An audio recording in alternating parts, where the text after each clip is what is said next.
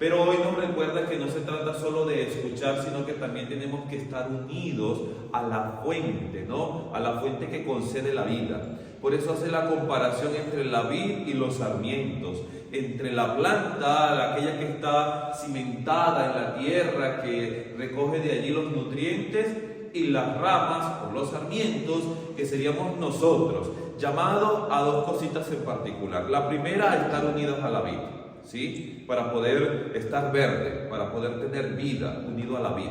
Pero también, por otro lado, nos dice que tenemos que dar fruto.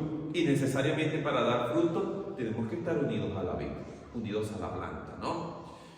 Frutos que debemos dar en abundancia y que por ello se reconocerá entonces que pertenecemos a la vid y que no somos cualquier otra planta. Esta mañana a los niños yo les decía cómo reconocemos un árbol, o le decía también cómo le llamamos a la planta de las manzanas, por ejemplo, un manzano, o a la de las peras, que hoy aprendí que se dice perar, ¿sí? O al limonero, ¿sí? Al que da limones se le llama limonero, y así sucesivamente las demás plantas. Entonces parece que los identificamos, el nombre con el que lo identificamos refiere a la fruta que produce. Por ello, a la uva también se le conoce entonces a la planta como la vid, ¿ok? Ahora, ¿por qué se le reconoce o se identifica con el fruto? Porque es allí, en las obras, en lo que demos, donde se reconocerá quiénes somos verdaderamente. La primera lectura del libro de los Hechos de los Apóstoles nos cuenta cómo Pablo se encuentra con los demás discípulos luego de haber hecho toda una predicación con los pueblos gentiles, y parece que los discípulos todavía no terminan de creer que verdaderamente este hombre, después de ser lo que era, un perseguidor, ahora se convierta en un discípulo. Es decir, no estaban muy convencidos de que este hombre verdaderamente fuera un discípulo. Se levanta Bernabé y empieza a contarle lo que había sucedido y cómo Pablo había obrado en la predicación que había hecho, pero sobre todo recordándole el encuentro que Pablo había tenido ya con el resucitado. Ese cuando iba camino a Damasco, que lo tumba, queda ciego, y viene todo el acontecimiento de la purificación o de la limpieza de las escamas que tenía en sus ojos. Una prefiguración entonces de que el Señor le ha abierto no solo los ojos, sino también el entendimiento, para que pudiera comprender sobre todo lo que ya el Señor le había revelado en ese instante, en ese encuentro, en esa caída que había recibido Pablo. Muy bien, todo hasta ahí, pero ¿qué sucede? Que todavía entra en duda, y yo sé que ustedes y yo, conociendo cómo son las personas, o conociendo a la persona en particular, que digamos que ha tenido un encuentro con Jesús, no lo creeremos sino hasta que esta persona empiece a dar luces de cambio, ¿sí? Es decir, hasta que empiece a notarse en sí el cambio. La semana pasada tuvimos el encuentro de cursillo, y cada vez que nosotros vivimos una experiencia de primer anuncio, de encuentro con Dios, ¿sí? En ese encuentro vemos cómo la persona ve cosas, entiende cosas, comprende cosas y las lleva a su vida. Pero eso no lo podemos determinar solamente por haber vivido 3 días de retiro o 2 días de retiro. El trabajo comienza, como decimos en cursillo, en ese 4.º día. O, para entenderlo mejor, el trabajo comienza desde ese momento en adelante.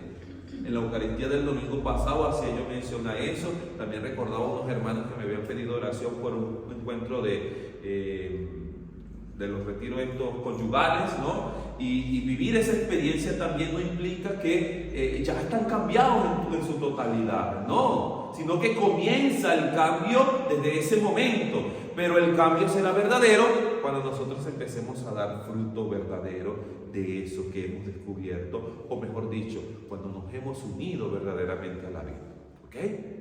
También le decía yo a los niños cómo identificar cuando una fruta es buena o cuando una fruta es mala. Yo pensaba, en el momento que le pregunté eso a los niños, yo pensaba en determinar las frutas que podemos comer y las que no podemos comer, ¿sí? Porque hay árboles que dan frutos que no son comestibles.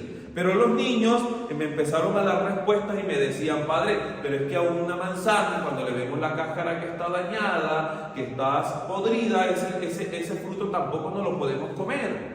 O cuando vemos a un plátano que está también todo dañado allí, oscuro, no lo podemos comer, y así con las otras frutas. Y pensé yo, es cierto, porque no es solamente el árbol que de por sí da frutas malas, es decir, aquel que con sus obras empieza a determinar frutos negativos para su vida y para la vida de los demás, sino que también quienes intentamos dar frutos buenos corremos el riesgo de poder contaminarnos con el fruto dañado que está al lado.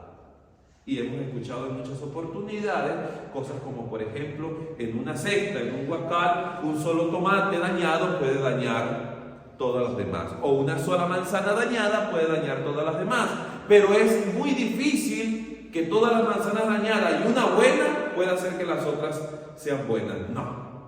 Entonces, mucho cuidado con eso, porque corremos el riesgo de, aún cuando damos frutos buenos, contaminarnos con los frutos dañados que estén a nuestro alrededor. Por eso hay que abrir bien los ojos.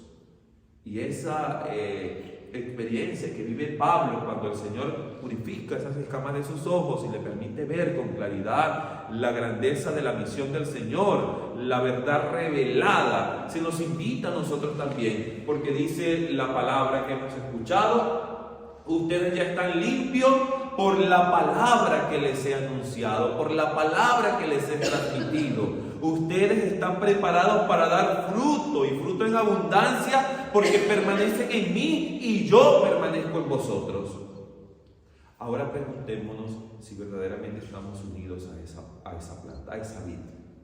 ¿Sí? Porque el Señor nos abre a todos la posibilidad de poder participar, de poder estar, de poder nutrirnos de Él. El problema está en que a veces queremos estar separados de Él.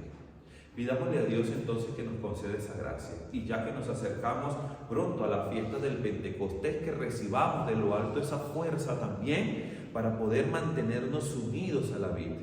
No es solo pegarnos a la vid, porque una rama cuando está cortada aún y cuando esté en el árbol puede secarse.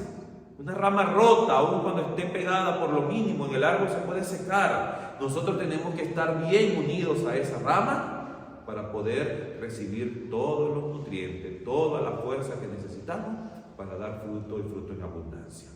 Que ojalá nuestros frutos sean buenos y que esos frutos puedan dar testimonio de que verdaderamente somos buenos, que somos hijos de Dios. Que así sea.